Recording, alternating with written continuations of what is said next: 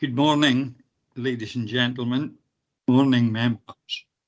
Welcome to this special meeting of Wigtown Divisional Licensing Board. We have, I believe, 3 members present, myself, Councillor Ingalls and Councillor Hagman. Do we have any apologies? Thank you. Yes, Convener, Councillor Sloan and Councillor Surtees. Thank you. You have my approval for members' remote participation in this meeting. Item 2, any declarations of interest? None from me. Thank you. Nor myself, Chair, no. Thank or you. Convener. Item 3. This item has been brought to our attention by Police Scotland. Clark, would you like to give us some background on this, please? Yes, of course, Convener. I just want firstly to check that we have a Robert John McIntyre with us. Mr. McIntyre, are you present? I spoke to him a few minutes ago, Caroline, and he said he would be logging on in a few minutes. He just had to nip out quickly.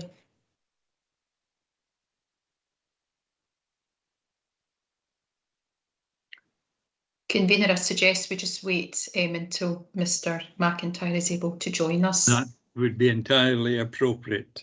Thank you, Caroline.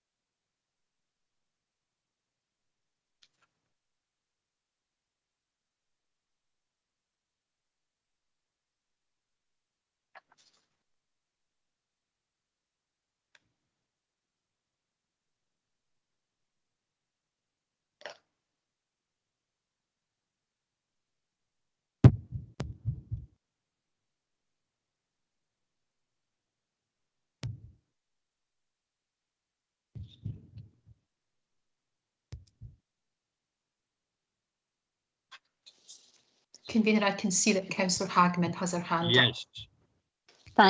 Thank you, Caroline. Yeah, can I just ask, Convener, what is the status of having Mr. McIntyre here? If he didn't appear, would we still be able to continue, or do we have to wait for his presence? I'm just wondering what the procedure is, just for clarification, please. Thank you, Katie. A very pertinent question indeed.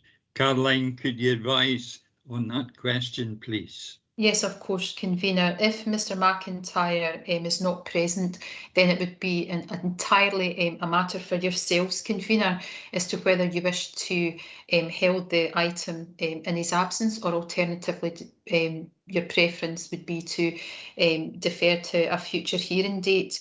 Given that there is a vast amount of information in the police letter, you may wish to consider, if Mr. McIntyre is not present, a deferral, just so that he is able to respond to the matters raised in the police letter. But it is a matter for yourselves as to whether you wish to proceed in his absence or not. Thank you, Caroline. I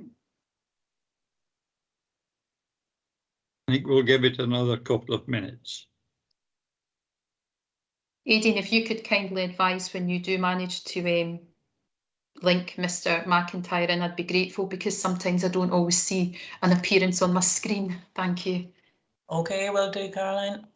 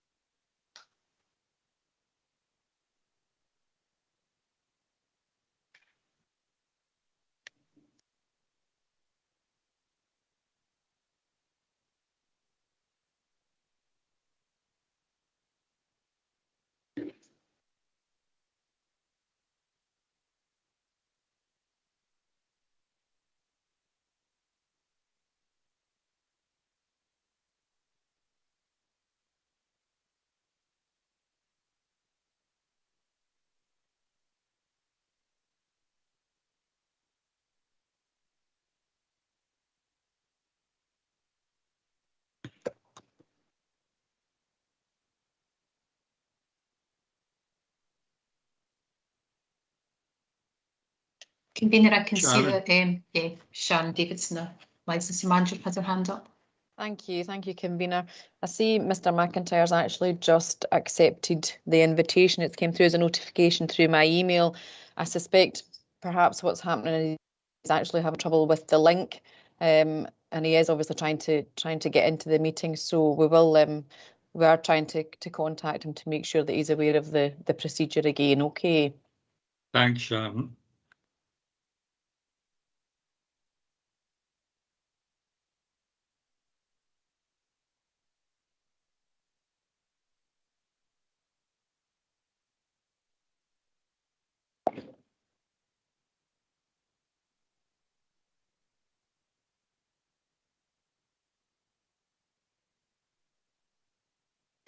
Katie.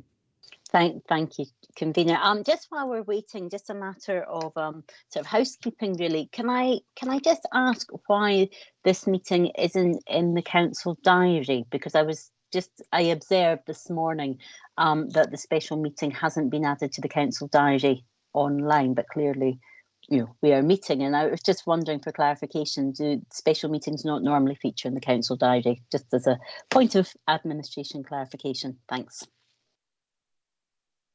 I can answer that, Councillor Hagman. It should actually be in, and I did receive approval for the meeting to be entered into the diary, so I'll take that up with governance just to make sure that any future special meetings are actually there, but there's no reason why it shouldn't be in, unfortunately, so apologies for that.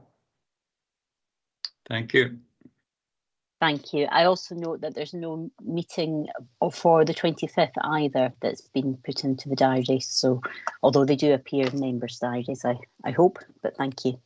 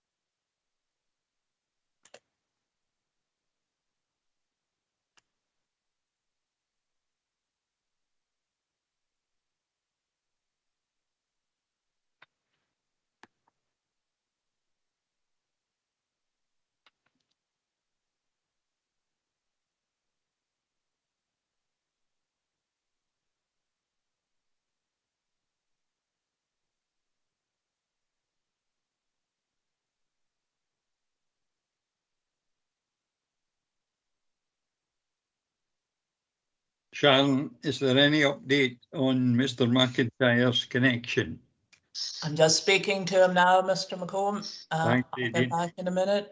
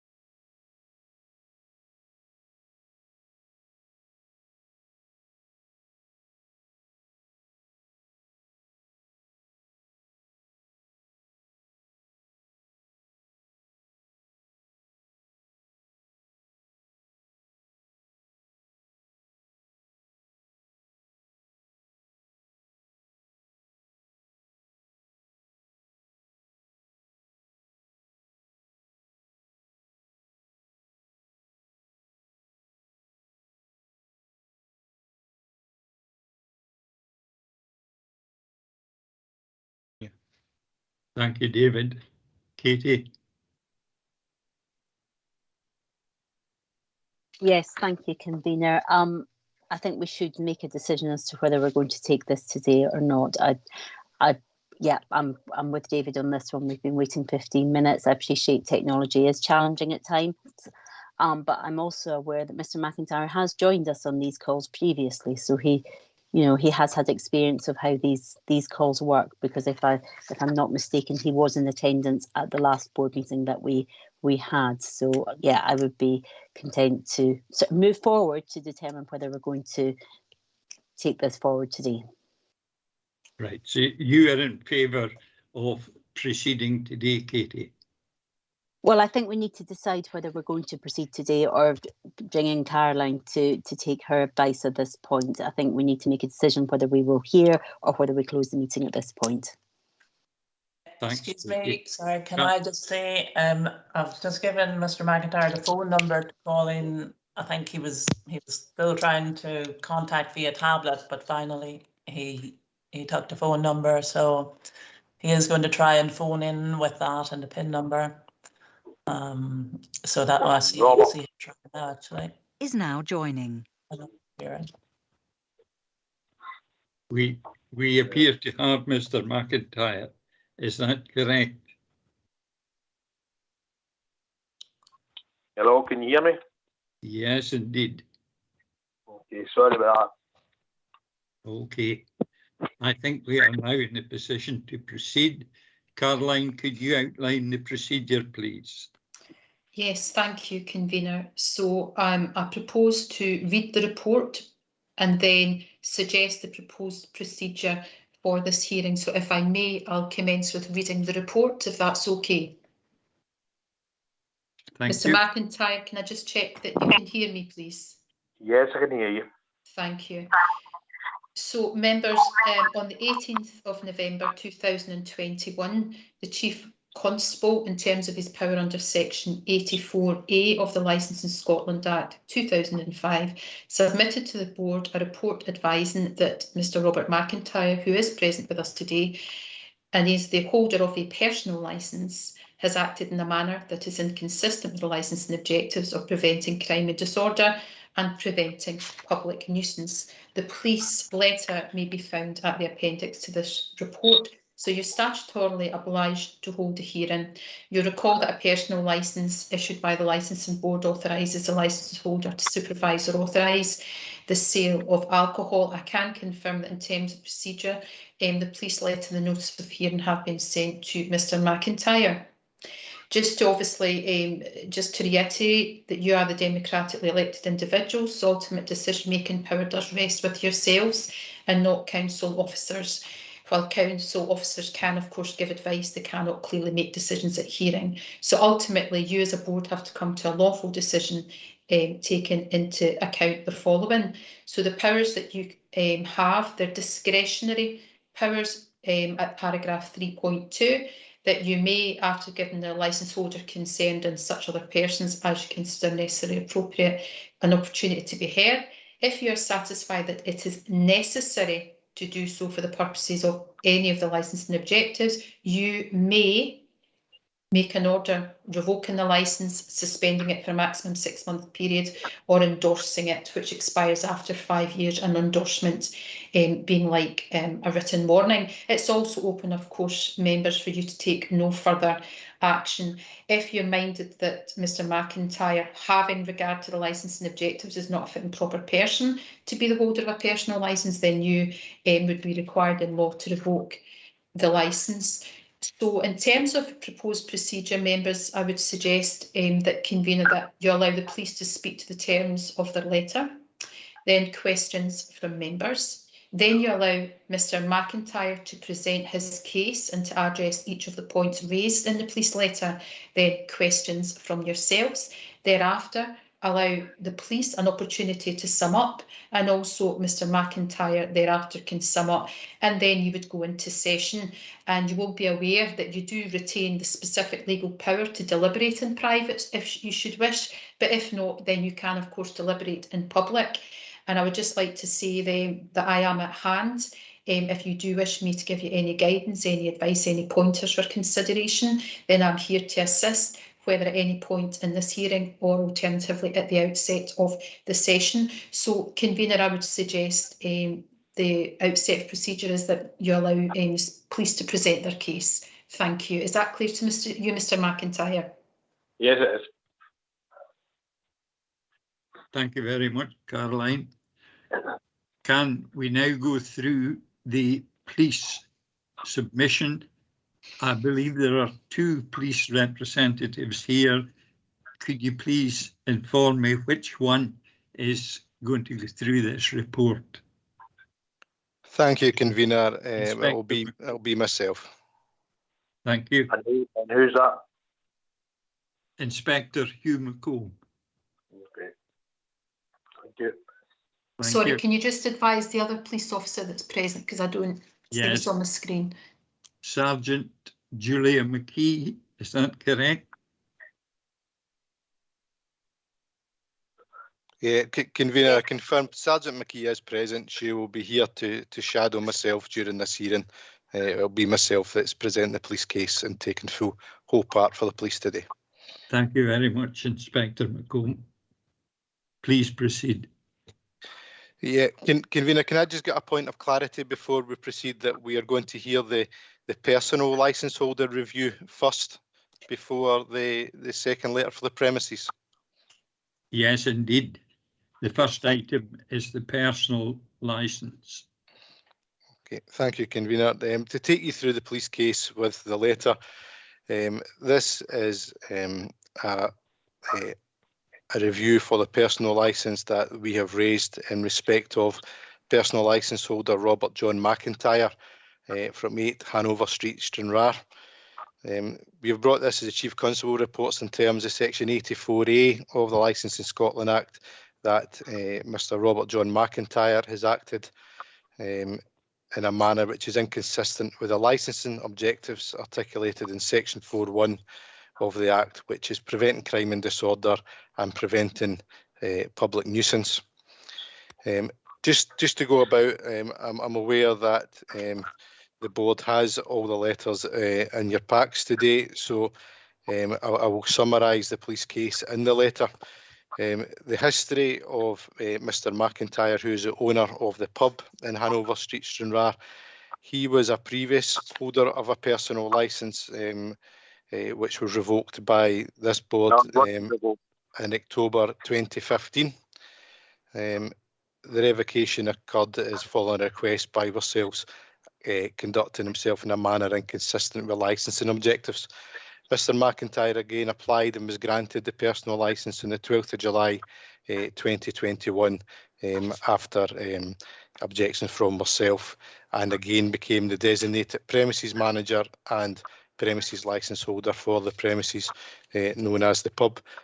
I don't propose to go into any other further background about the history of revocation and re-granting of the licence as it's already went through this board. So I'll go to the actual facts of what we're presenting today for a review. This is round about 2 incidents on the 12th of October and the 17th of October within the pub in Hanover Street. The first one is I'm providing this information today with the credible information of the police officers present who have presented reports and assisting us compiling the said letter for today's review hearing. About 00:51 hours on the Monday the 12th of October, we made aware through our CCTV operators of a disturbance at the door of the pub in 3 Hanover Street, Stranraer.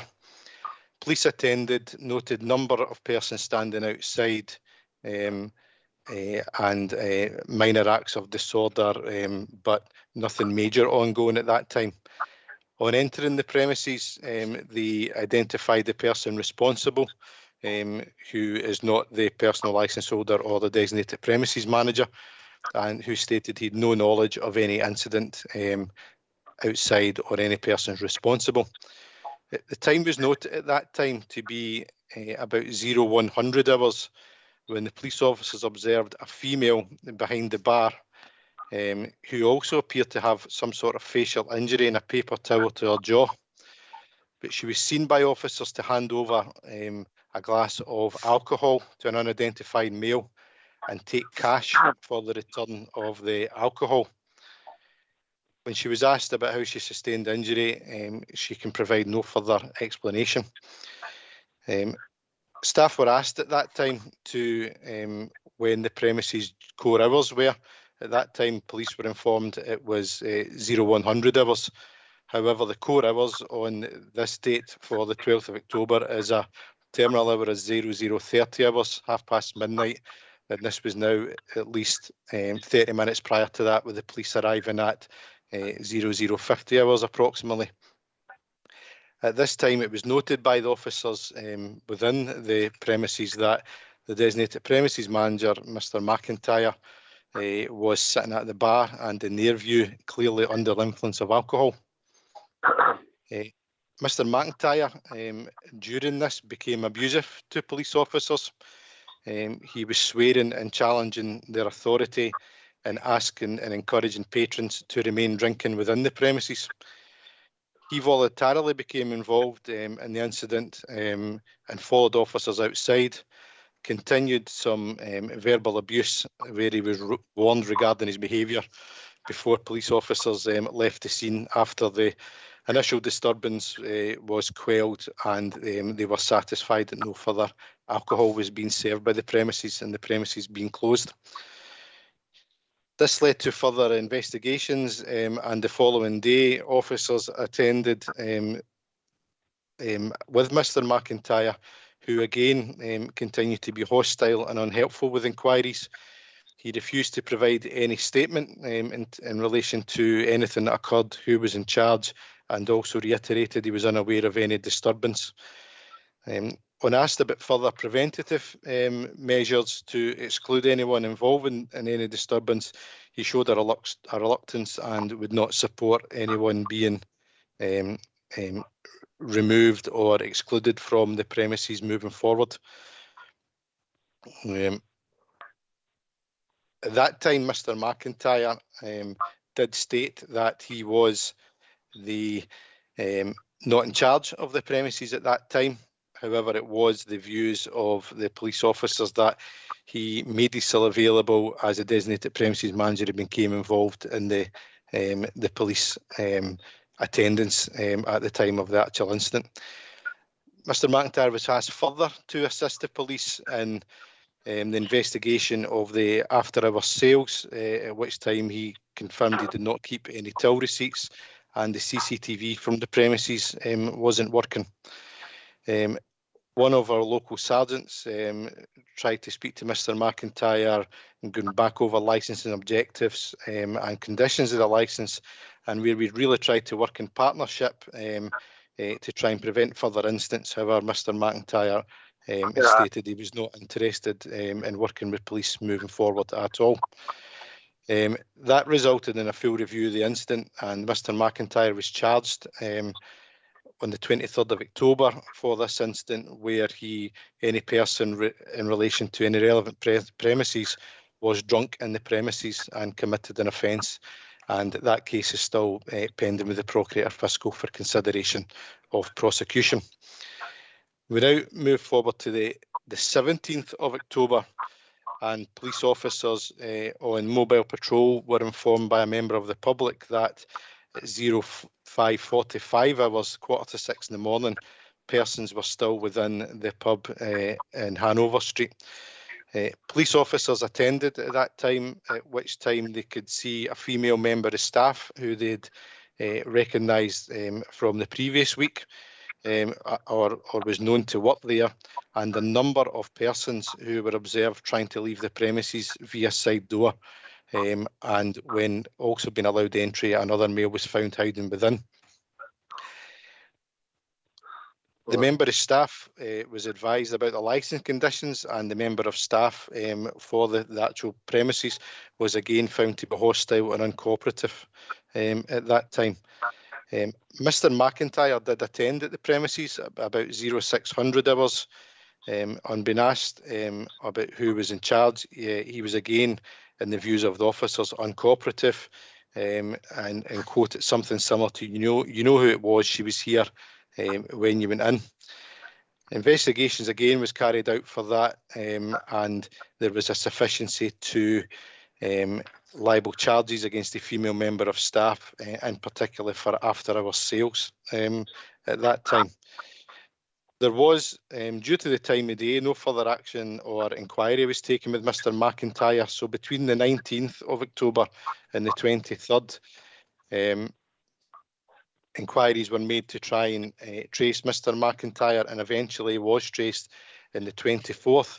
And in the views of officers, again, Mr McIntyre was hostile, refused to provide any statements, and then when asked to provide CCTV from the premises, Mr McIntyre said at this time there is no CCTV within, which was inconsistent with the first incident where CCTV was not operative.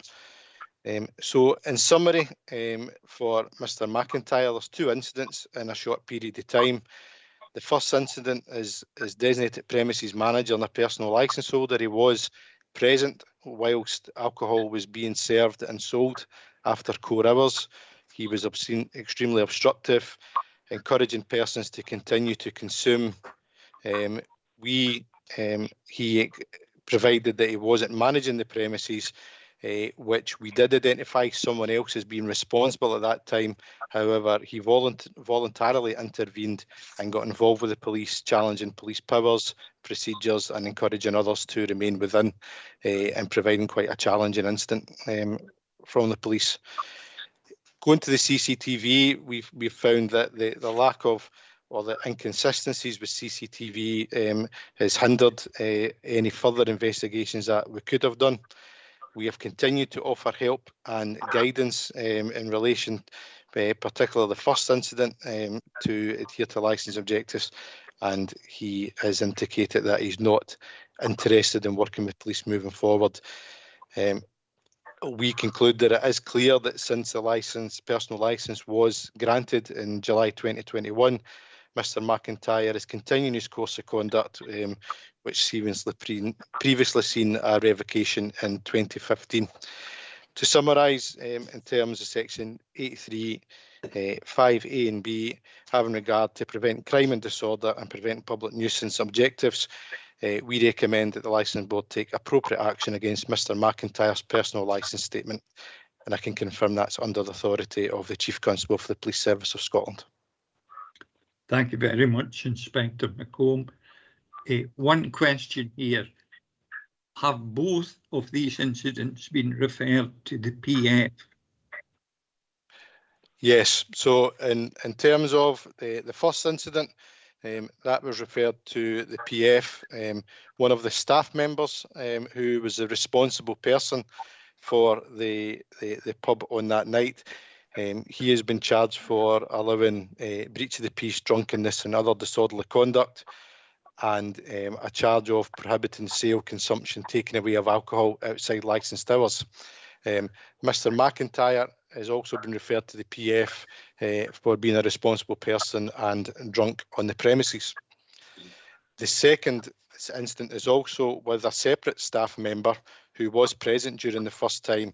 That's been referred to the PF as a charge for prohibiting sale, consumption, taking away of alcohol outside licence hours, and a responsible person selling alcohol to a person that's drunk. So they are obviously not subject to personal licences. Mr McIntyre is, and that's been referred to the PF for the 12th of October. However, is still pending and has not been marked up with the relevant Procurator Fiscal. Thank you very much. Caroline, thank you. do you wish to intervene here?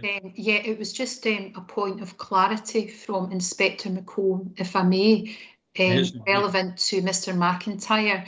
You've confirmed that he's been alleged to have breached section 114 of the Act, and that is a pending case at the moment with the Procurator Fiscal.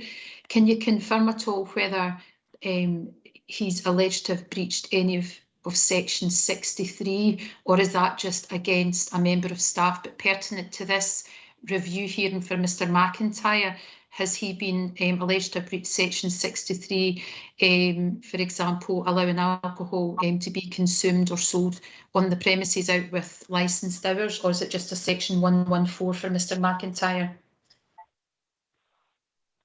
Yeah, thank you. I can confirm it's just a section 114. The other offence has been the responsible persons at the time in the licensed premises.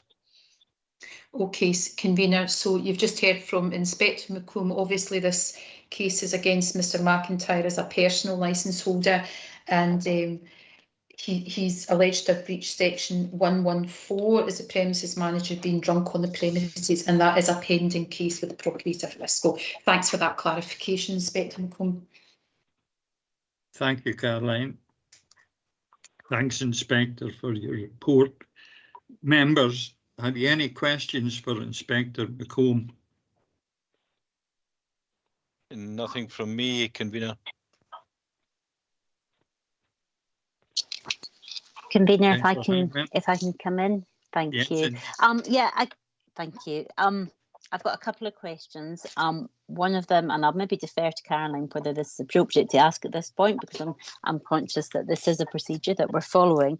But has there been any further incidences since the 18th of November? Clearly, we need to, the Procurator Fiscal is looking at the incidences that you've described. But this letter that you've got, or that we've got before us, is dated the 18th of November. And has there been any further incidences involved with the police? Can I just say there, Hagman, sorry to Councillor Hagman, sorry to No, interject if I please, may. Caroline. So basically, we can only go by the information that's contained in the police letter, in fairness to Mr McIntyre.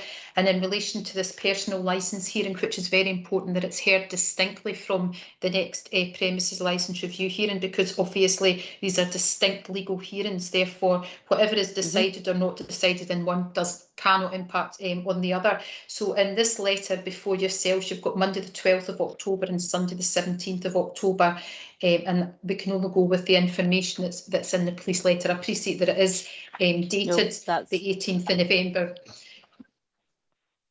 It's just in fairness to Mr McIntyre. Thank you. No, thank you, and that's why I was seeking the clarity. So I won't ask that question, but what I will ask, if I may, convener, is to the police, and that has there been any joint working with licensing staff in regards to either of these two incidences?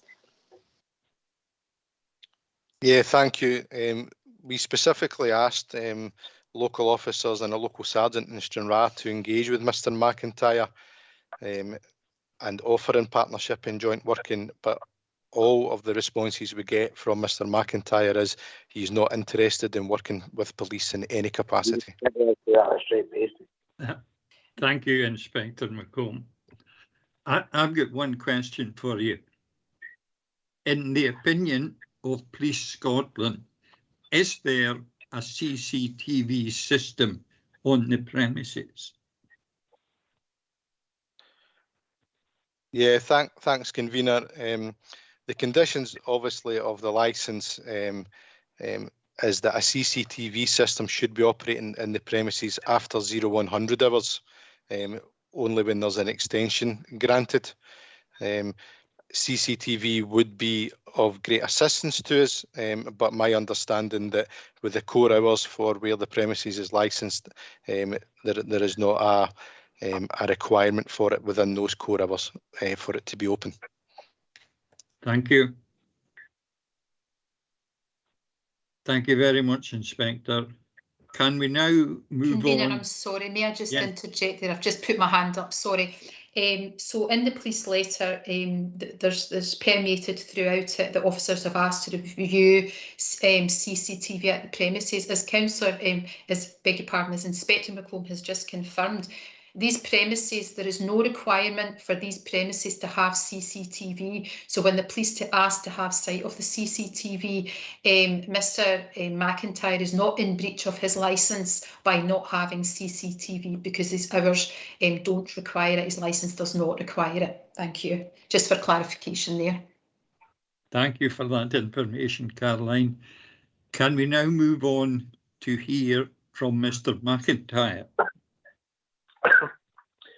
Mr. McIntyre, if you wish to go ahead. Oh, excuse me. Oh. Thank you, members of the board. I'm deeply disappointed, first of all, with Police Scotland. Sorry, Mr. McIntyre, this is Caroline Traynor, solicitor here. Can I very kindly and respectfully ask you just to speak very slowly and clearly, because your connection is not entirely clear. I would also, it may be in your interest that you actually just, for clarity for the board members, that you speak to alleged events in relation to Monday the 12th of October, and then you move on to Sunday the 17th of October, rather than possibly merging all the information in these two alleged separate incidents. It's just to assist you here. Thank you. With regards to the Monday the 12th of October, there was no incident. There was two boys were carrying on outside, and I'm assuming this is what the CCTV operator has seen. There was no altercations or anything within the pub or out with the pub. When the police arrived, the bar was closed. There was no drinks being sold, and it amuses me that Police Scotland can make a statement to say that there was an unidentified male, considering the officer was inside the pub. If this unidentified male existed, why didn't Police Scotland take his name and details? So, granted, yes, there was a few patrons still within the pub. I was not intoxicated. I'd had my medication I take, which is private, but I'll happily disclose it to the board if they do wish, and that can make me slightly drowsy. There was no drink on the bar, and I certainly wasn't drinking. I did not become abusive towards the officers. Indeed, I was actually having a carry on with Mr. Boyce. I did not encourage anyone to remain drinking within the premises, as they had all finished their drinks and were actually on their way to be leaving when the police turned up.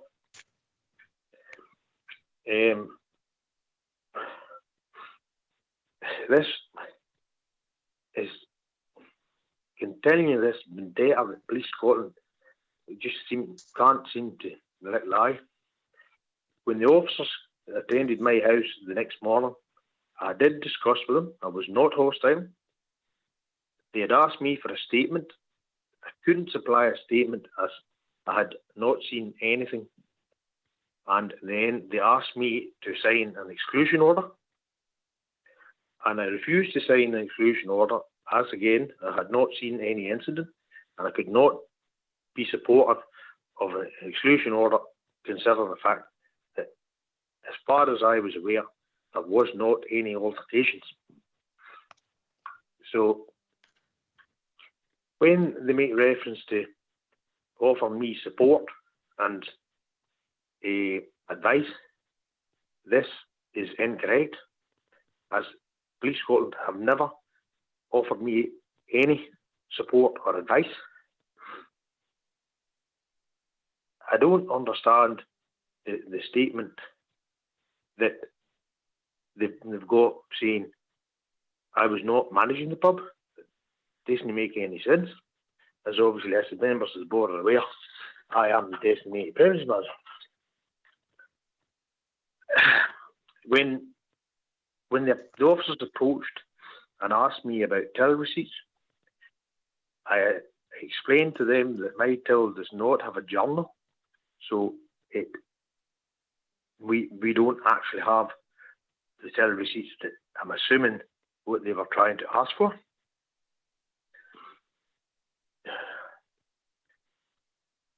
Sergeant Boyce was in, yes, and he looked through the training records and we had a conversation, but yet again there was no offer of support or guidance, and it's totally incorrect to say I was not interested, as I always try to work with Police Scotland with regards to any matters. Yes, they did caution and charge me.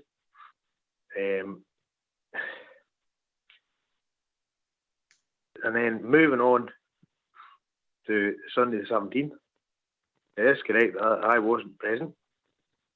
However, I heard the knocking of the door, I heard it in the street, so I got up and I was looking out my window and witnessed the police standing outside the premises. Coincidentally, at the time, my tenant that stays up the stair had been having a slight house party, and the people had come out our front door, and Police Scotland are trying to make out that these people were in my premises. The only two persons within the premises was my bar staff and my boyfriend, and indeed he wasn't hiding. He was quite clearly standing at the bar while she was doing the cleaning. The statement obtained from witnesses that they'd bought alcohol after the terminal hour is not true, because there was nobody in the premises after that time. It was Nicole's first night, and trying to be very conscious, unfortunately, she ended up still in there doing the cleaning.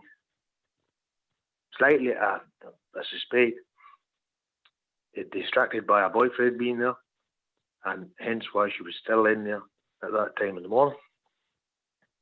There is absolutely no evidence or proof of any alcohol being served out with the terminal hours, and that also includes in the first incident. There was no drinks, persons, or anything on the premises when the police came in. I had to attend to turn the alarm off, as the police had opened the fire exit and set the alarm off, trying to insinuate that people had left via the fire exit.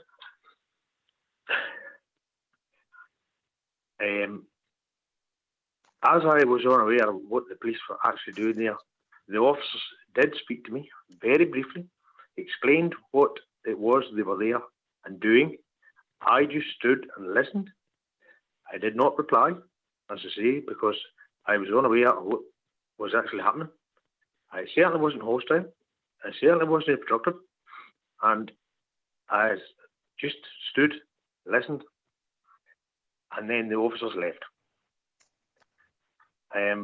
Again, obviously, this engaging with the assist officers is fabricated, because Police Scotland did not offer me any assistance, because the conversation lasted about 5 words. So it did. As with regards to the CCTV, the context between one conversation and the other conversation is clearly the difference in interpretation by the officers. The CCTV does not exist in the pub. It's been away to be repaired, and it's still not come back. So unfortunately, we don't have CCTV. And an irrelevant bit, we've had a break-in and we've been robbed. So if anything, I would love to have the CCTV working. I am not trying to obstruct the police in any manner. I always adhere to the licence objectives. There was no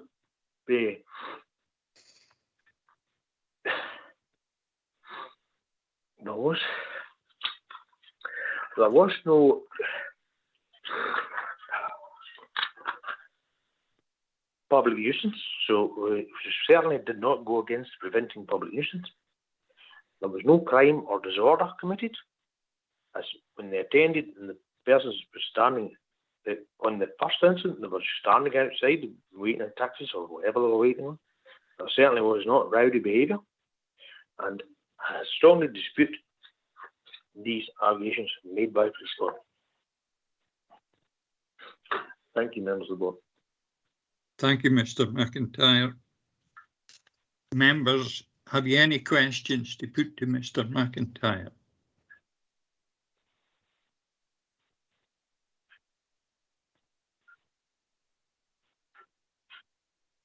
Yes, Chair, Councillor Hagman. if I could come in, and again, I would maybe defer to Caroline first to check that, you know, any questions that I may have are appropriate to this, because I don't want to be putting Mr. McIntyre or the board in a position where I'm asking a question that may not be entirely appropriate.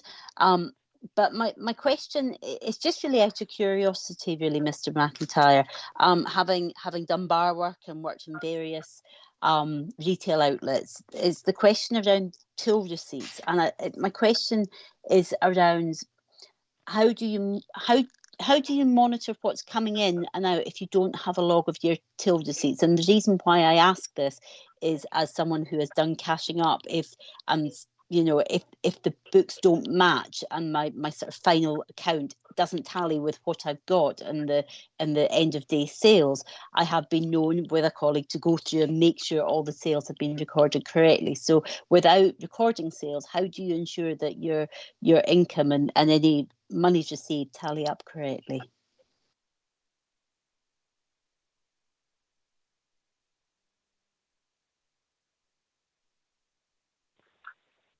That at the end of the day, that we obtain a reading from the till showing the financial, the monetary amount that has been taken that day. As I explained to the police officer, in the older style tills, you also have a journal that logged all the information. These modern tills don't have that.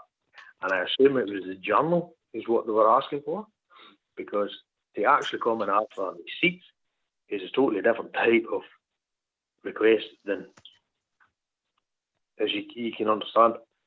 So once we obtain the reading at the end of the day, the data that it contains just basically the money and the credit card and financial transactions for us to do the books. I hope that answers the question. Okay, thank you. And convener, again, if I may ask just one further question, and again, yes, Caroline, please feel free to jump in if this is not an appropriate question to ask. But in terms of cleaning, bar staff cleaning, do staff get paid for their full time that they're cleaning? And you said there that it did take longer for staff at that particular time to clean, so to speak. But do they get paid for such a thing? And is that usual that you would have staff in as late as that? But again, Caroline, if that's not an appropriate point at this point, please jump in, please. Thank you, Councillor Hagman. Can you hear me okay? It's just to say that because the board's legal authority is in relation to regulating the sale of alcohol, whether the bar staff are voluntary or whether they're getting paid in relation to cleaning activities, and whether those cleaning duties are taking place out with the core hours, it wouldn't really be a matter for the board as to whether the cleaners work in the early hours or. That's fine, Caroline. No, thank you, Mr. McIntyre. That's it for me. Thank you. I certainly don't mind answering that question if that was okay. I don't think there's any need at this point, Mr. McIntyre, but thank you anyway. Okay, no problem. Are there any further questions for Mr. McIntyre?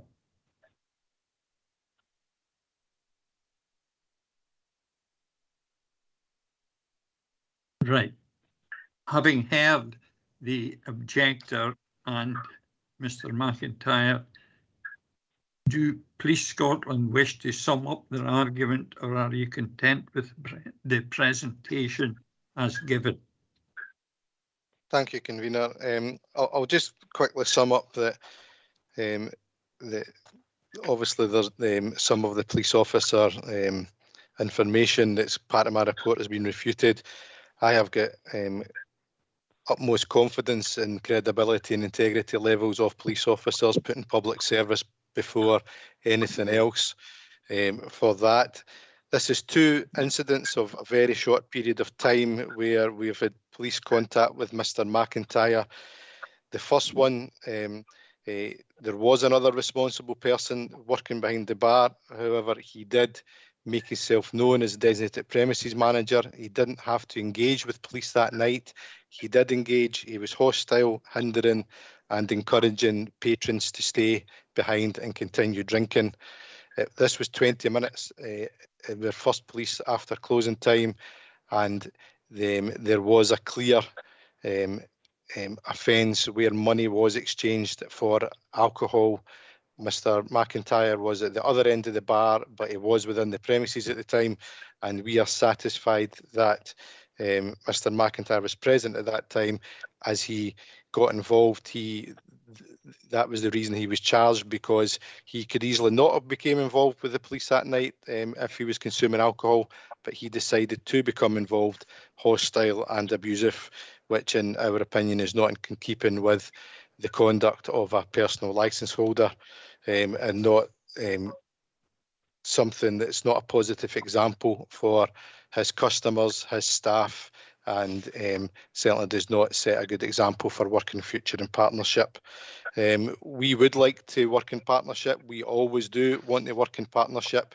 We never withdraw our offers to work in partnership to achieve licensing objectives. That offer is still there, but it was very clear to us that Mr. McIntyre did not want to work with us.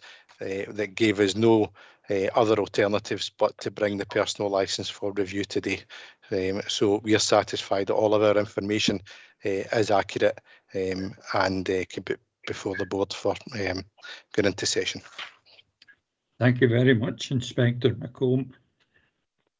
Mr. McIntyre, do you wish to sum up your previous statement?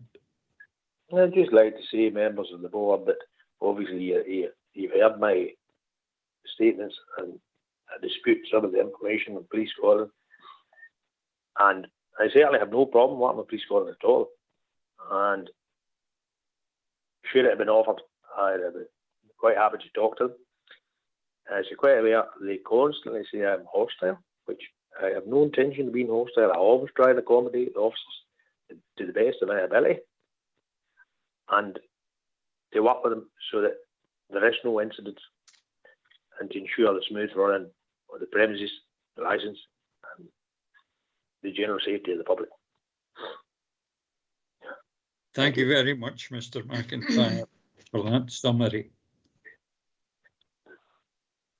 Caroline, I think it would be appropriate that at this time to go into recess, and members will discuss what they have just heard. Yes, of course, Convener. The board does retain the specific legal authority to deliberate in private, if that is your preference. Yes, indeed. Thank you. Sharon, Aidan, are we able to facilitate that in technical terms to come out of this meeting and go into another meeting for the board members and myself? Yeah, certainly. I'll just dial everybody in separately, Caroline. Thank you. Thank you. Thank you, Sharon.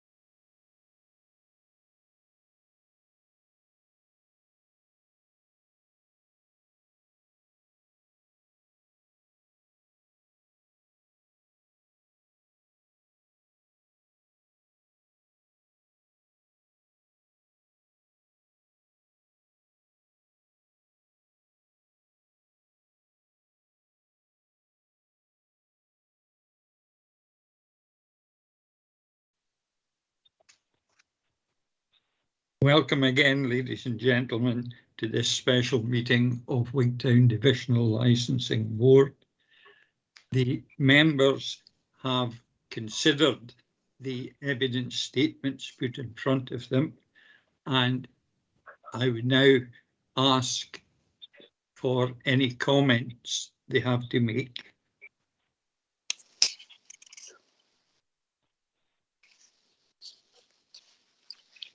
Councillor Hagman. Thank you, convener.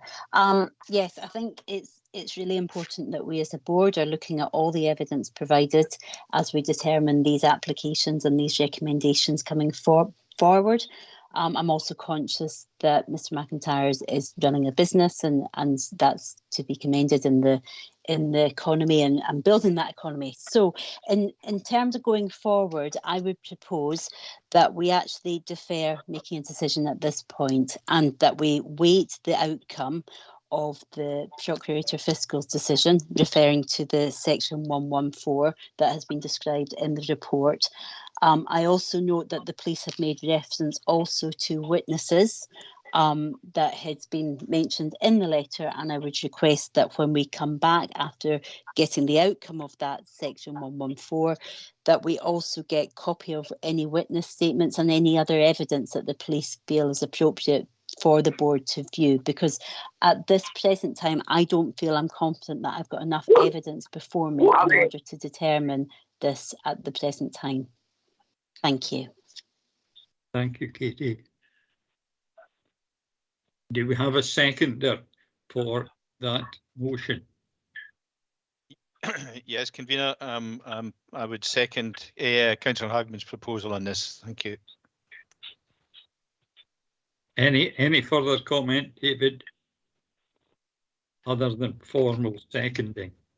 I don't think so. I think Katie's pretty much summed it up, convener. Thanks. Thank you. Caroline, if you could restate the finding of the licensing board. Yes, of course, convener. Can I just, for clarity, just ask, just for the record, your position on that, convener? So I've got Councillor Hagman's proposal and Councillor Ingalls. Have you got any comment, or shall I just proceed? My position is I am in agreement with the motion proposed and second. Thank you for that clarification, convener. So Councillor Hagman has proposed a motion that has been seconded by Councillor Ingalls, and Councillor Hagman said that she thinks it's important that she looks at all the evidence, and she's proposing a motion to defer consideration of this matter to await the outcome of the pending section 114 offence. And she's also said that she notes that the police have made reference to witness statements and has requested copies of those witness statements and any other evidence that the police may have pertaining to this matter, because she's not confident that there is enough evidence before the board to make a determination at this present moment in time. So the decision of the licensing boards is that there will be a deferral of this matter to a future hearing date to await the outcome of the pending section 114 case, which the police have advised is with the Procurator Fiscal, and there is a request to the police to bring forward further evidence with regard to the witness statements that they refer to in their letter, and also any other evidence that they may have. Thank you, Caroline. Is that clear just to Mr. McIntyre and also to the police? Yes, that's clear. Yes, that's clear. Thank you. Ladies and gentlemen, can we now move to item 4, which is the premises licence for the pump? Now, I think sadly we have to go through the same submissions as we previously heard for item 3. So we start again with representation from Police Scotland. Convener, may I just interject? Yes, Forgive me. Would you like, given that this is an entirely separate legal procedure, and obviously the previous item now must be put to the side entirely, would you like me to go through the report first, Convener? Yes, thank you. And then I can read the suggested procedure. So this is indeed a premises licence review in respect of the pub at 3 Hanover Street in Stranraer, of which the premises licence holder is Mr. Robert John McIntyre. Just, Mr. McIntyre, can you hear me okay? Yes, I can, thank you. Okay, just to advise that as this is a premises licence review application, yourself as convener has decided that the application should not be rejected, so the board must in law hold a hearing. The board received the application for a premises licence review from Police Scotland via letter dated the 1st of December 2021. And where the board receives this application, it must hold a hearing within 42 days of that application. So we are within our legal statutory timelines. The convener yourself, Councillor McCall, have decided. I'm just pausing, just perhaps Mr. McIntyre could.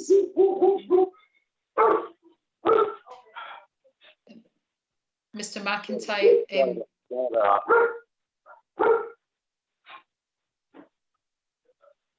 Apologies, convener. So yeah, you've determined that the application should not be rejected. So in terms of legal procedure, notice of the hearing and a copy of the premises licence review application has been sent to both Mr. McIntyre and the Licensing Standards Officer, and notice of the hearing has also been given to the police. Appended to the report is the police letter stating their case at Appendix 1. And also at Appendix 2, you have the Licensing Standards Officer report. And of course, you're fully aware that the LSO report you are legally obliged to take into account. Just to advise, obviously, as democratic elected individuals, ultimate decision-making power rests with you as elected members and not council officers. And whilst officers can give advice, they clearly cannot make decisions at the hearing. And ultimately, you must come to a lawful decision taking into account the following. In the first instance, after hearing from the police and also Mr. McIntyre, your first issue is to establish whether a ground of review exists. That's the first point you must take. And the grounds of review in terms of the law are that having regard to the licensing objectives, the licence holder is not a fit and proper person to be the holder of a licence. If that determination was made, then you would require in law to revoke the licence. Also, another ground of review being that one or more of the conditions to which the licence is subject has been breached, or any other ground relevant to one or more of the licensing objectives. In terms of once you've established that a ground of review exists, if you do indeed establish that a ground of review exists, in terms of your powers, you may make an order if you consider it necessary or appropriate for the purposes of any licence objectives. So the discretionary powers that you have in relation to making an order is to issue a written warning to the licence holder, vary the licence, suspend it for such period as you may determine, or revoke it. And it's just to explain to you that once, if you do find a ground of review exists, if you do, you need not make an order. One can be found without the other, and in all the circumstances, the steps that you take must be proportionate. And just to advise convener that you do have the specific legal authority at a review hearing to request further information from the police, if that was what you were so minded to do. You can also request the attendance of any person for the purposes of providing information at the hearing, and you can also request the production of documents.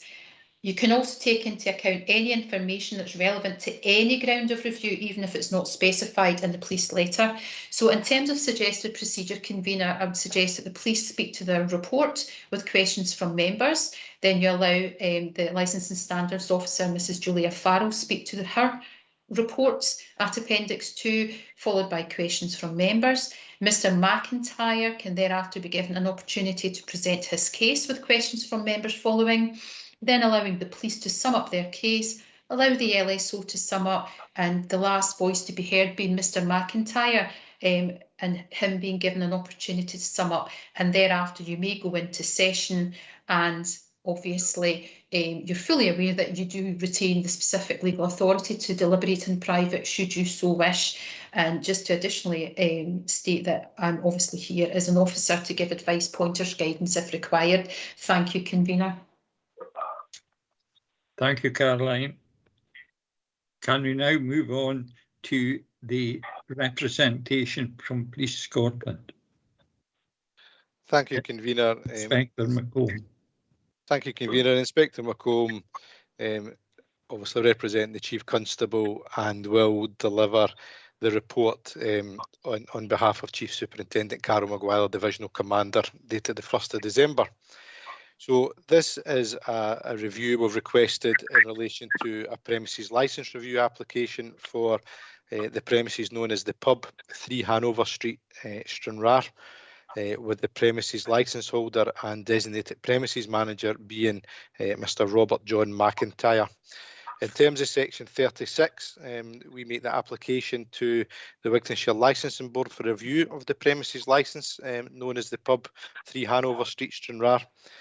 This application for the review is made in terms of grounds at section 36, subsection 3, subsection A, relevant to the conditions of the premises licence, and other ground relevant to one or more licensing objectives as articulated by section 4.1, which is namely the licensing objectives of preventing crime and disorder and preventing public nuisance. In support of the application under section 36, I will go through the following information for your and members' consideration.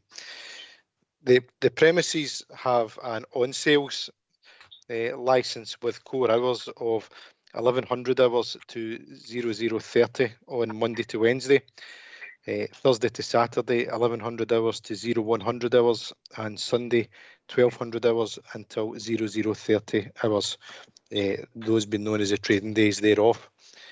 The premise licence in respect is held by Mr. McIntyre, who, as I've said, is the designated premises manager and personal licence holder, being granted by the Wigtownshire Board on the 2nd of June 2021 and due to expire on the 1st of June 2030. So some background for where we've got to for this and on the designated premises manager. As I've said, Mr. McIntyre is owner and designated premises manager for the premises. Mr.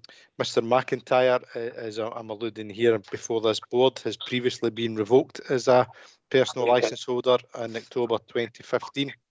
And the revocation due to him conducting himself in a manner inconsistent with licensing objectives.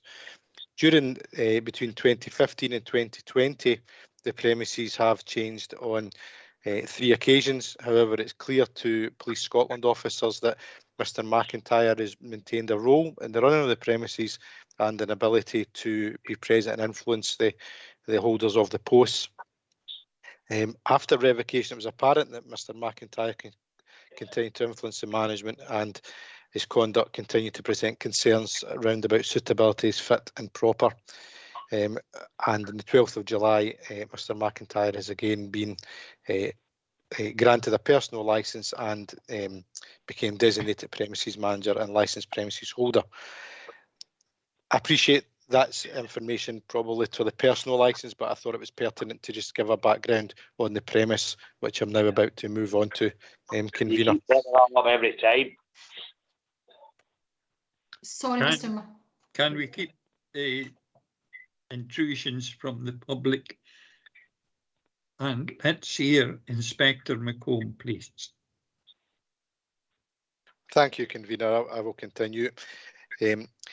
The premises review is in relation to 3 separate incidents on the 12th of October, 17th of October and 21st of November 2021. I will outline the 3 incidents separately over a 7-week period. The first incident on the 12th of October at around 00:51 hours, police were made aware by public space CCTV of a disturbance outside the pub 3 Hanover Street, Stranraer. On police arrival, a number of persons were noted to be standing outside and heavily intoxicated. On entering the premises, a member of staff was identified not being the designated premises manager, Mr. McIntyre, but another responsible person who denied or had no knowledge of any altercation taking place near to the entrance of the premises.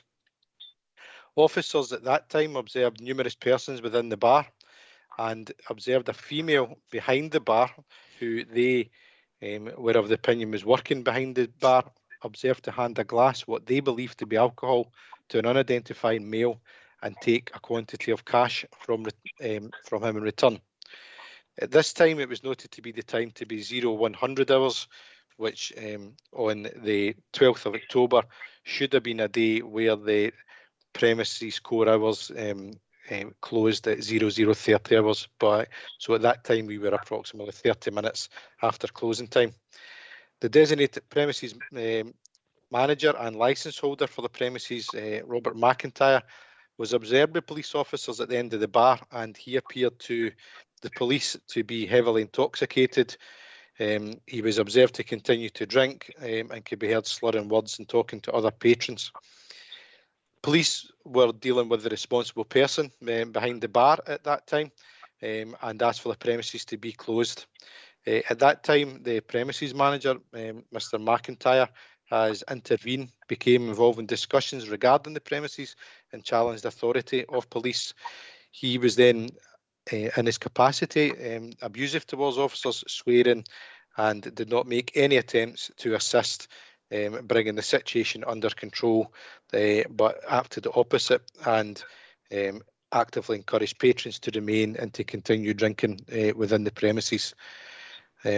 Mr. McIntyre followed police outside after police had gained control of the situation and continued to be abusive. He was offered support and guidance further to that, and the following day to that, however, he claimed not to have been interested. So in summary, we have confirmed police officer observations of after hours sale with money exchange in hands for the exchange of alcohol.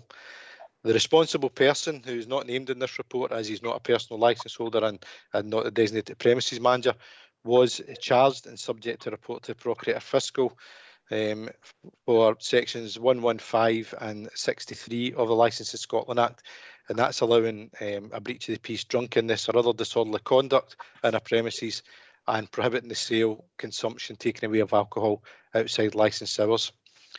Mr. McIntyre himself, he was charged and reported to the Procurator Fiscal under section 114, which is a responsible person being drunk whilst on relevant premises. And that is the summary of the conduct within the premises on the 12th of October. Moving forward to the following Saturday, which was, following Sunday, which was Sunday the 17th of October, about 05:45 hours on this date, Police Scotland officers in Stranraer Town Centre were made aware by a member of the public that there were still persons within the premises known as the pub, 3 Hanover Street, consuming alcohol within. On officer attendance at that premises, they observed for the outside people standing through the windows. They observed people at the bar and what appeared to be drinking pints of beer and other alcoholic drinks. They have knocked on the premises to attempt to engage with whoever the responsible person on duty at the time was, at which time they can see people leaving the bar area and attempting to hide and evade police contact. A short period of time later, a female member of staff who identified herself as a member of staff allowed officers entry. On entry, people were seen to leave by the side door. Police officers managed to get sufficient resource to then get details of people trying to leave and also find another male hiding within. The member of staff was advised about the licensed premises conditions, however, appeared to be very hostile and uncooperative at that time. That created a police investigation in relation to sale and consumption of alcohol out with core hours and witnesses being traced. Witness statements were taken from male persons who were in at that time, who provided corroborative evidence of more than one person claiming that they had bought alcoholic drinks after the core hour of 0030 for cash and using online payment transactions, with the last known transaction being at 02:59 hours. The designated premises manager wasn't present at the time of the sales. We are satisfied with that during our investigation. However, Mr. McIntyre, the premises manager, did attend at 0600 hours, and again, in the police view, similar to the previous week, was uncooperative. When asked to provide the name of the female member of staff, he refused, and saying that we already knew who was in charge, as we were already in attendance. The female member of staff, looking at the training records, Mr. McIntyre confirmed that she was trained on Sunday, the 11th of October, so was trained by the designated premises manager prior to this incident. I will then go to the incident of the 21st of November, and at 01:45 hours, police officers on patrol in Stranraer noticed that the lights of the premises were still on, which is 45 minutes after the closing time for 0100 hours on a Saturday. Officers were aware of that and looked and observed a female who was a different female from the previous weekend, and other males consuming what was believed to be alcohol. The female working behind the bar informed officers she was a member of staff and could not provide any reasonable explanation for two males being within the premises. One of the males, who was identified as working, was seen on the other side of the bar, who was the same responsible male as identified from the previous week's incident on the 12th of October. This male, who was believed to be a patron at first, stated that I don't need to leave, I'm having a staff meeting, and therefore made himself available to the police as another responsible person within the premises at that time. The other male member of the public refused to leave on being requested by police, which required the police to remove him from the premises and provide him with a recorded police warning for failure to leave licensed premises under 116 of the Licensing Scotland Act. The behaviour of the staff members, again, on the 21st of November, fell out with what we believe is expected of them. And we now have three separate incidents within a 7-week period where we have after hours drinking, we have evidence of sale for the first two, and evidence of consumption for the second two. We have concerns about there was a lack of learning from the first incident, and no preventative measures took place by the designated premises manager to stop the other two happening. The responsible people and the staff from within the premises, one of them was present during two of the incidents, and another one was present during the first two. So we're dealing with a small, finite amount of staff here. We've got staff that are saying they're unaware of licensing hours when asked by police. So again, we have concerns about training being insufficient, and ultimately cultures of staff taking no notice of working within core hours, and ultimately providing risk to the licensing objectives, as we have stipulated in this letter. And therefore, once we look at it, the designated premises manager, we believe, should have some responsibility for all sales within the conditions of licensing. But in this 7-week period, we've seen no remedial work or improvement action resulting in some public safety, for lack of prevention for crime and disorder and preventing public nuisance. And that sums up the police report, Convener. Thank you very much, Inspector McComb. Members, have you any questions to put to the Inspector?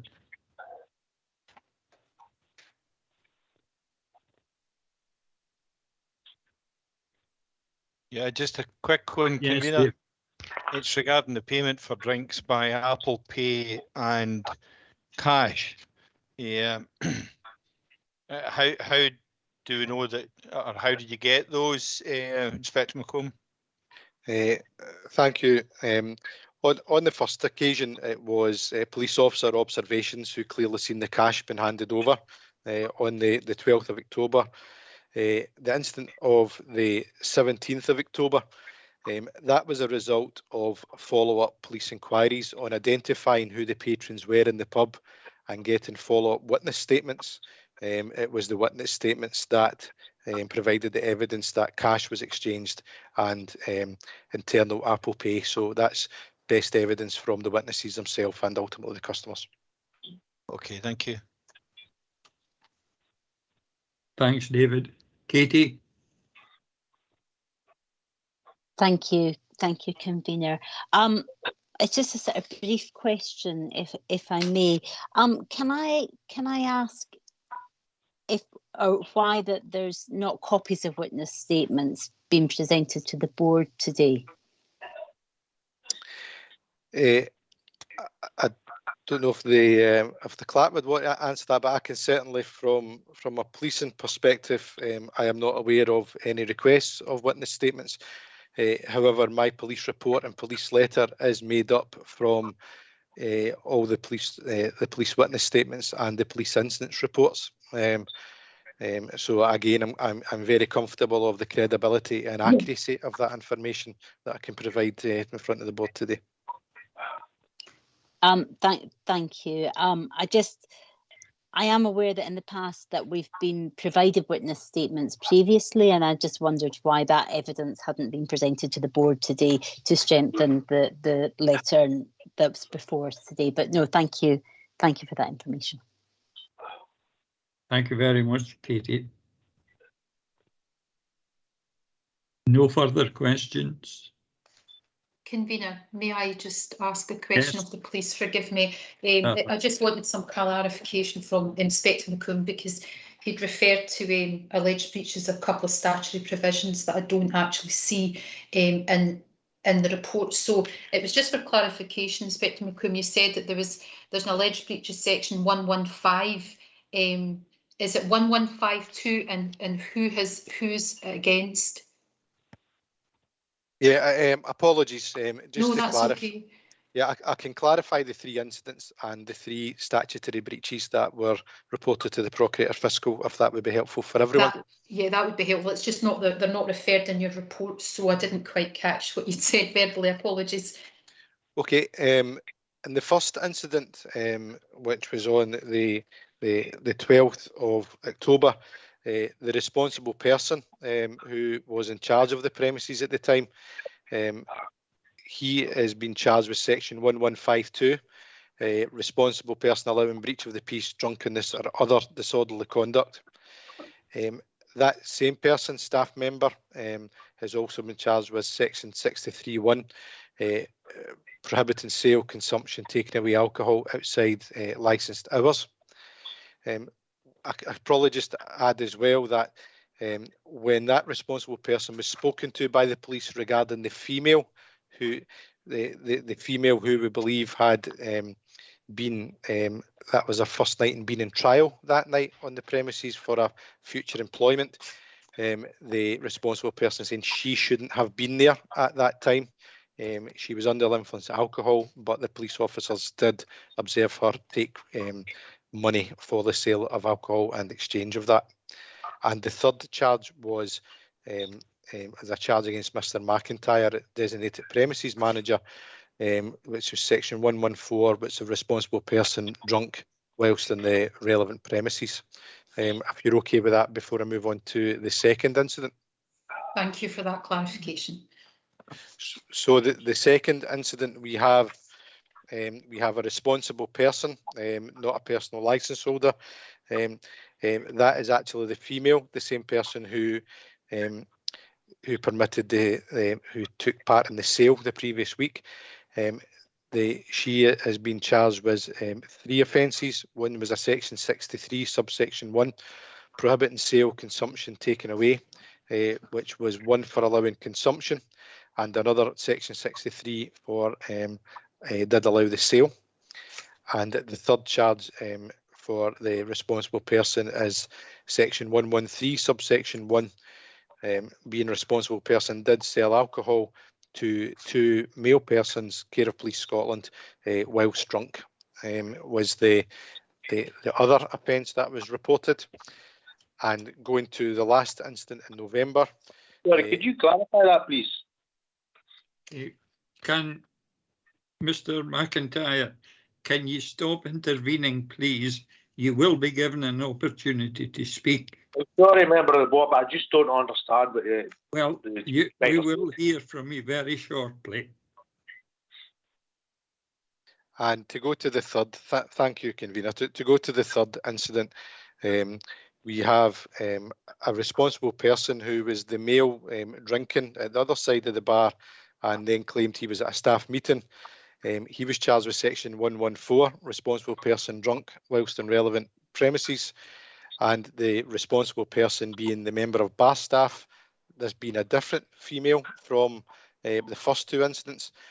Section 63 for prohibiting sale, consumption, taken away outside licensed hours.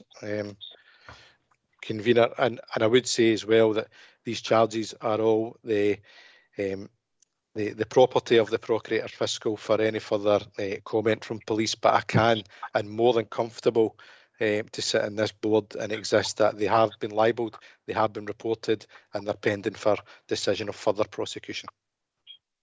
Thank you very much, Inspector. Are there any further questions for Inspector McComb?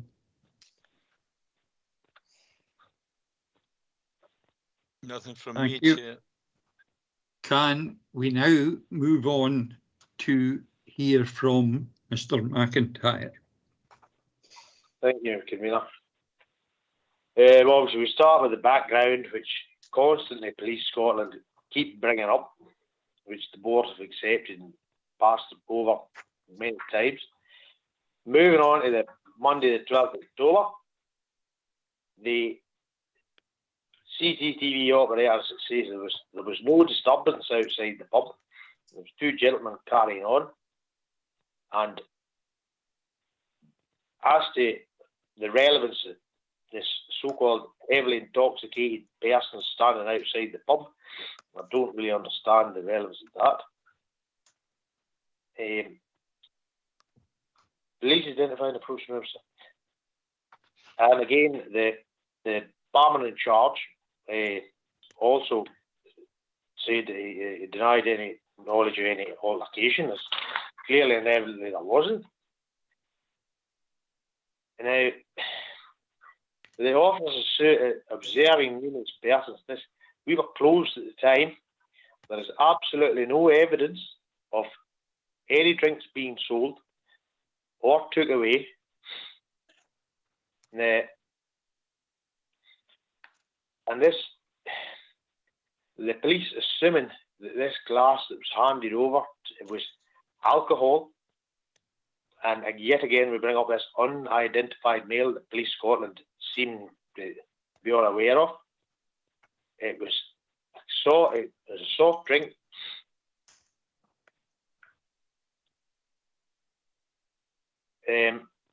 Obviously, the 1 o'clock, there was clearly a bit of confusion with regards to the times, due to the fact that this had just been after all the hours changing over COVID, except that the member of staff was a bit confused and got it incorrect.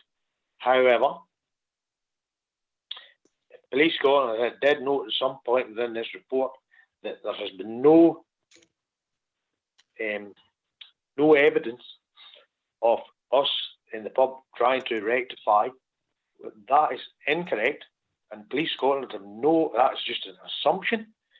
All my members of staff are currently training for full person license in a bid to ensure that these things don't happen again.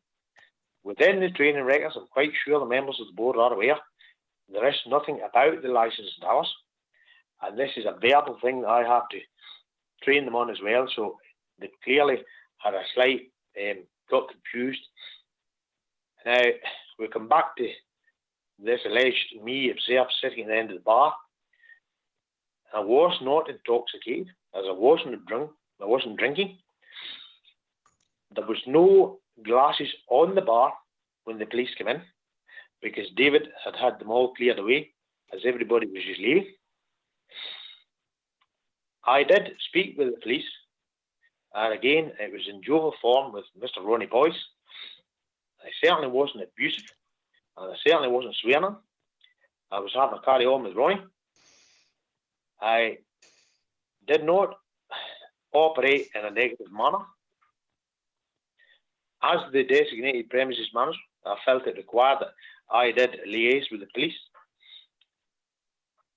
And on leaving the premises, I stood and spoke to Ronnie at the front door as I was locking the front door, ensuring that the premises were locked up.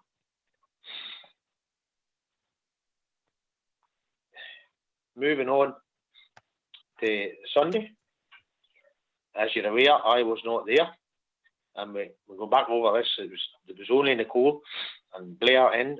He certainly wasn't hiding. He was standing near the bar. There was no drinks. There was no, as the police have slightly changed this from my last statement, there was no persons within my premises. They happened to leave from the flat upstairs. I observed the police watching and talking to the patrons as they left, and they clearly stated to the police they had been in the flat upstairs. There was no glasses, no pints of beer, no alcoholic drinks at all, as the bar was totally cleared down. And I went across, obviously reset the alarm, and upon listening to Police Scotland, as they explained the reasons for being there, it was clearly and evident there was nothing, no glasses, absolutely no proof of sale out with hours. This alleged incident with regards to the Apple Pay, I'm not sure if the members of the board are aware, but with the credit card machine that we used, we manually download it at the end of the shift. So that sends the payments to the bank. Now, Nicole has obviously done that at this 0259, and that's why it has showed up on the customer's Apple Pay that the payment has been made, because the transactions are carried out within the machine, and it's not until we manually send them to the bank that the money is then transferred from the customer's account into the holding account to be then passed on to us. This is very common with all credit card machines. Some automatically download at the end of the night, but ours is manual.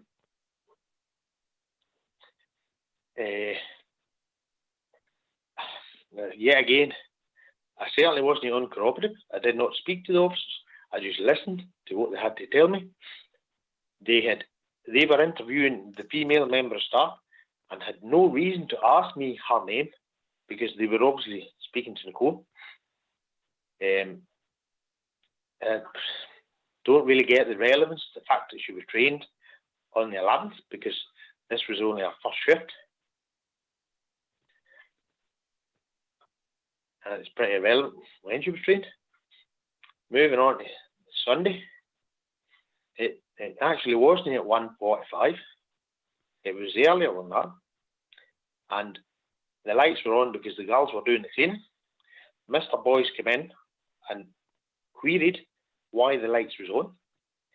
And Anne-Marie did return to Officer Boyce and say, "Do you expect me to do the cleaning in the dark?" David was working the day shift, and he'd finished at 6 o'clock and had carried on having a drink. He was not working, and in a jovial manner said he was having a staff meeting. Now, I can't understand how Police Scotland accepted that when one person can have a staff meeting, and it does not constitute work. But they have took this and charged him for allegedly working, considering he was not working. Yes, he was under the influence of alcohol, but he'd finished his shift at 6 o'clock. He presented the diary to the officers when they came in to charge him to prove he was not working. They were not interested in looking at it and carried on to charge him. And yet again, we come up with this. Police Scotland have no proof of any sales out with our core hours. They have not taken any evidence from the premises to clarify this, to back up the allegations of alcoholic drinks, because every time the Police Scotland's come in, my bars have been clean, and the girls have been cleaning up, or the boys, whoever's been working, and yet they are continuing with this victimisation, insinuating that we are trading out of hours. And this stems from a long line of Police Scotland victimising me. Now, yes, I accept the level of responsibility. Of course I do, because they're my staff and it's my pub.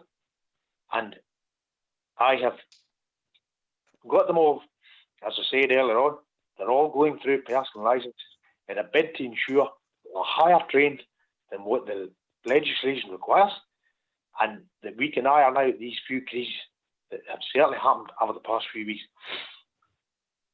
Since these incidents, there has been absolutely no more incidents. I have took and tightened up. I've employed another manager to assist and make sure that none of these incidents ever happen again.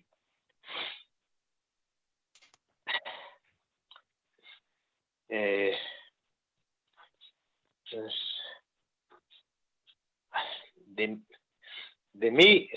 Police Scotland's making out that numerous attempts have been made to trace both any member of my staff to trace me.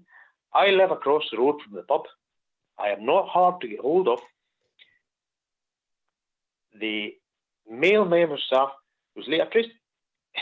They spoke to the man, so they did.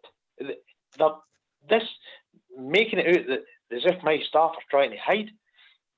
The officers come in and spoke to all my staff while they were on shift. In any of these incidents, there was certainly none of this making out that it had to be traced. And obviously we've had the 3 incidents. But yet again, we're going on this. There is absolutely no evidence, and I challenge Police Scotland to bring any evidence that they believe they have us serving out with hours. I am very strict with my staff regarding licensing hours, and we do not serve alcohol out with. And as I say again, they have no evidence, absolutely nothing, to prove this otherwise. They have charged my staff with these offences without any evidence. And of course, we come back to this. I am always hostile to the police. I try and accommodate them as much as I can, because after the background that they keep bringing up, my abusive relationship that I was in, I always try and accommodate them. Thank you very much, Mr. McIntyre. No, sorry, convener, I'm not finished yet. Okay. Come on here. Obviously, this is the confusion over the licensures, but we've rectified that with more training, and the LSOs were down and seen that the efforts we've made.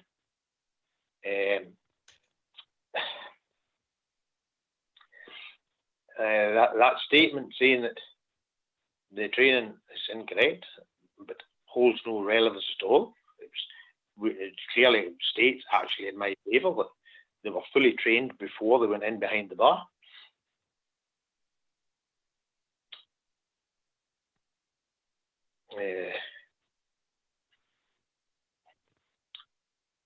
and so that's just a bit of mudslinging.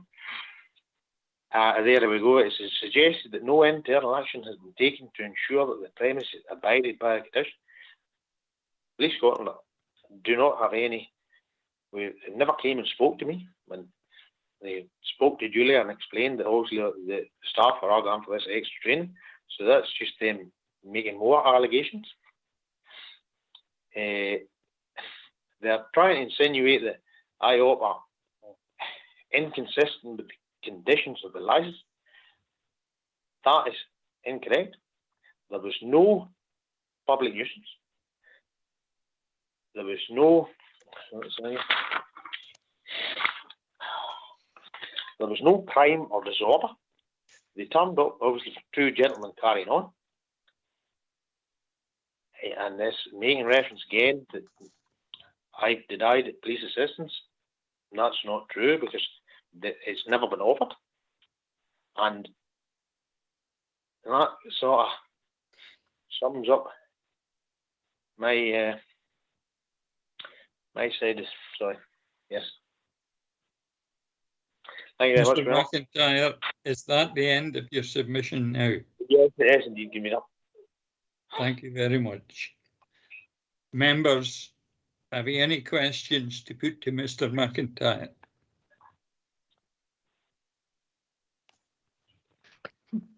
Yes, convener. Yes. Councillor Ingalls. Yeah, Mr. McIntyre, Yes. we have quite detailed reports here from the police. The one that's of interest to me is the Apple Pay and the cash payments at, I think it said 259. 259. Yeah, 259. Statements have then been obtained from a number of patrons who are traced leaving the premises. Yeah. This is the people that were leaving the party up the stair. They've no proof because the only proof that there would be a cash sale would have had to come via my till. And as I've explained, obviously, with the card situation, with the credit card machine and how it works. Yeah. Sorry, now you kind of stepped in there, sorry. Well, what it's saying is that these payments were made, the last transaction was made at 0259. I just wondered how, how would they come about that information? It's Apple Pay. And, it was obtained because I watched the police do it. The gentleman's phone showing the transaction. And so therefore the transaction time and date would be on his phone? Aye, and that bit, as if I would try to explain, when we manually download and send it to the bank, that's when the transaction actually happens. Because that's when the money is then transferred. Because you're aware, obviously, when you swipe your card, it goes into pending, it doesn't actually happen straight away. So when he bought his drinks or whatever time he bought them, it would be sitting in pending, and it's not actually coming out of his bank until we manually download and send the information to the bank from the machine. And that's why it triggers these odd times. I'm not technical. I'm not a technical expert on this, but my impression is that if a payment's made through any card transaction, then there's a record of that time, exactly when that transaction is made. Anyway, you answered my question. Thanks. No problem. Thank you. Any further questions, Katie? Thank you, convener. Yeah, thank you, Mr. McIntyre, for your statements. And I've just got a couple of questions, if I may. And yes. it's in relation to the LSO report that we've got before. So I'm assuming that you've seen a copy of that. Yes. Yes, perfect. So my question is, it's referenced on there that you were invited to the pub watch meeting on the 2nd of November, and I was just wondering if you had attended that. But the other question I had is there was reference to the staff all being booked on the Scottish Personal Licence Holders course. Now, I'm aware that was dated, I think, the 11th of January, and you were waiting to hear when the courses would be held. And my question is, have you got a date for that as yet? They're currently, it's an online course, so once they've done the training, then as far as I'm aware, they can sit the actual course any day with the training. It's my assistant manager, Dean, that's actually dealing with that. So it's because he trained with D&G and it was him that's been setting it up. So I think that's how it is, but they are currently working through it at the moment. Okay, thank you. And in terms of the pub watch, was that something that you had attended? I didn't attend it, actually. I'm very sorry, I forgot all about it that morning. I don't believe it's mandatory for you to sign up to pub watch, but no, that's helpful. Thank you. It's not mandatory, no. But it's unfortunately pub watch is actually sort of kind of collapsed with the removal of the police assistants.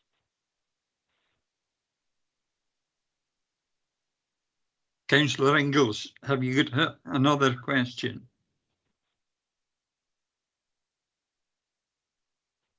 No, apologies, convener. I'll take my hand down. Okay. I've got one question, Mr. McIntyre.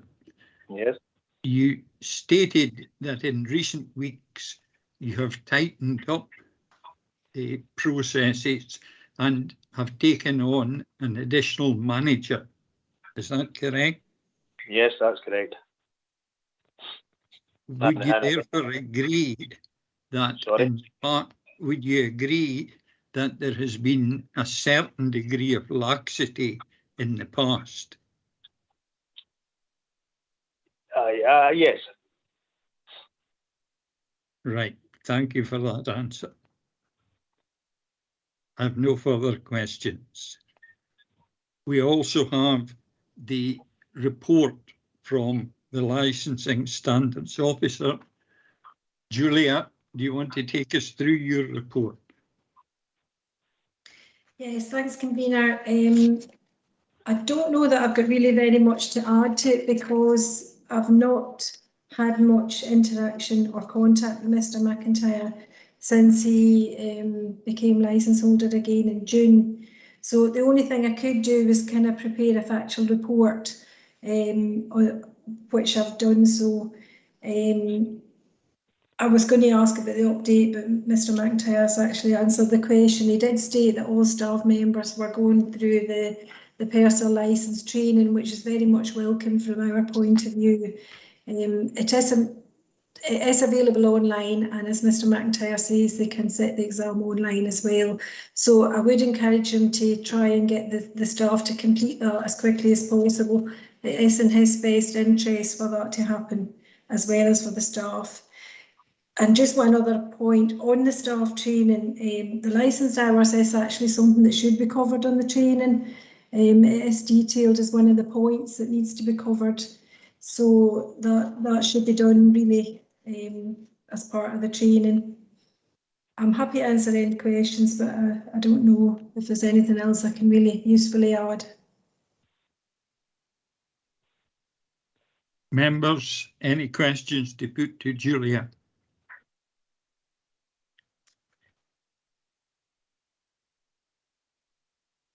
I've got a question, Julia. It states 2 staff members had been trained by the licence holder in June and October. I take it these 2 staff members are still in Mr. McIntyre's employ. Well, I certainly heard their names referred to as part of Mr. McIntyre's submission, so I'm assuming that is still the case. Right. The other staff members have been trained by the previous licence holder. Convener, can I interject, please? Yes, I'll take that interjection. One of the members has since been sacked. Right. That's one of the 2. One of the 2, yes. Right, thank you. Any other questions, members? Not from me, convener, thank you. Right. No, Thank you. fine, thanks. Thanks very much, Julia. Thanks, convener. Thank you. We now move to summing up. Inspector McComb, have you anything to add by way of summary? Thank you, convener.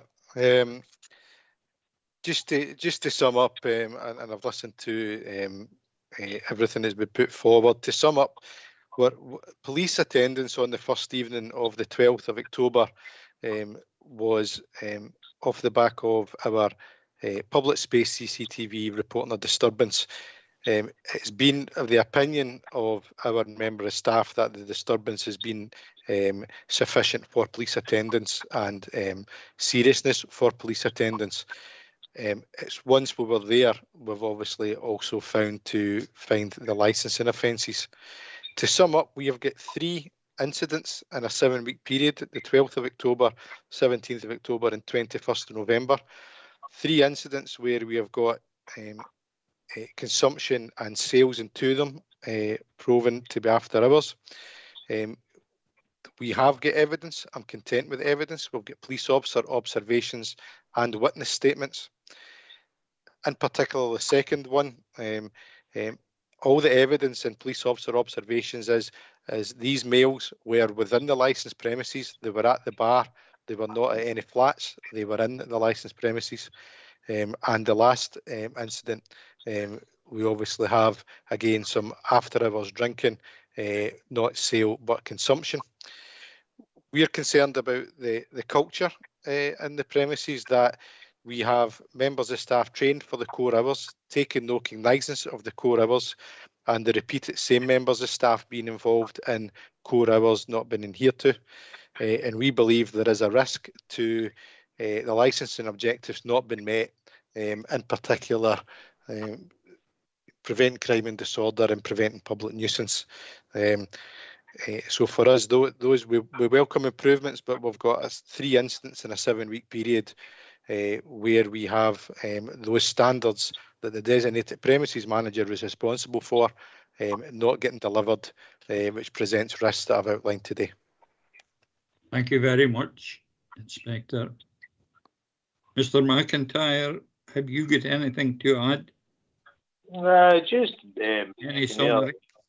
We accept obviously the last 3 incidents. That's non-disputed.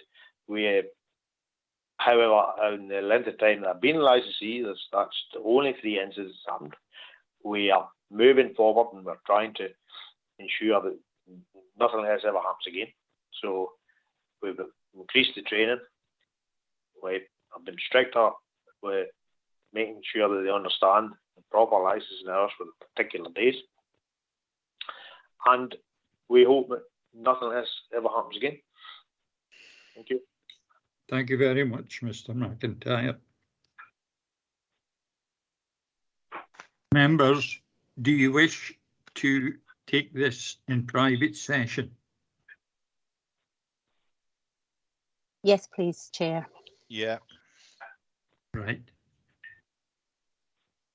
Can I ask that arrangements be made once again for a breakout group, please, Sharon?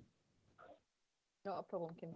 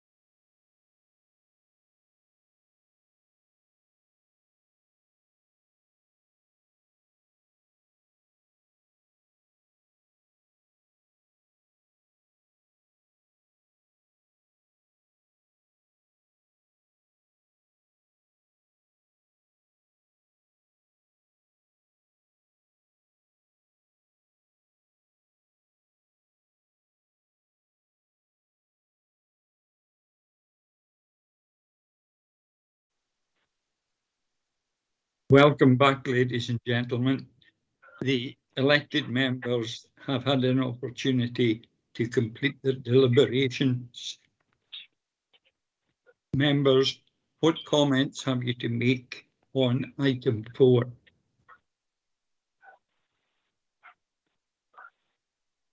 David?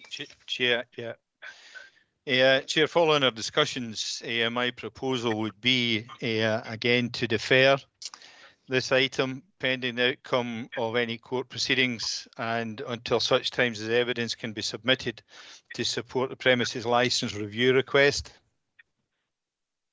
Thank you, David. Do you have a seconder? Convener, I'm happy to second David's proposal on this one. I think it's imperative that we have all the evidence before us before any decision can be taken. Thank you. Thank you. Clerk, I am in agreement with David's proposal. That's noted, Convener. Thank you. So the decision of the board is to defer this matter pending outcome of all court proceedings until such time that evidence can be submitted to support the premises licence review request. Thank you. You'll be pleased to know, ladies and gentlemen, that I have no further business for this meeting. It remains to thank you all for your patience. It has been a rather lengthy meeting, but thanks again for your patience and contributions. Thank you very much, Convener. Thanks, Convener. Thank you, Convener. Thank you all.